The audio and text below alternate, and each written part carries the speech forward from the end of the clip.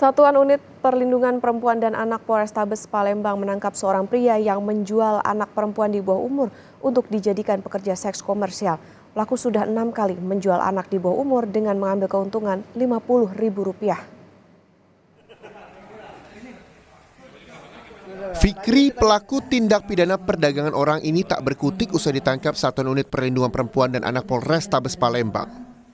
Terungkapnya kasus perdagangan orang ini setelah keluarga korban melaporkan pelaku ke Polrestabes Palembang.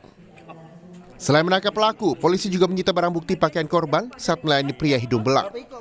Menurut keterangan polisi, pelaku menjual korban berinisial NB berusia 13 tahun ke lelaki hidung belang melalui aplikasi chatting. Pelaku sudah 6 kali menjual korban dan mengambil keuntungan Rp50.000 setiap korban dijual. Sementara pacar korban yang mengenalkan korban dan pelaku masih diburu polisi.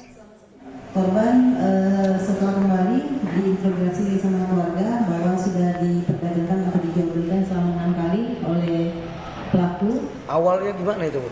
Awalnya korban tidak pulang karena pergi sama pacarnya. Nah, dari situ korban diperdagangkan. Selama 6 hari itu korban ditaruh di mana?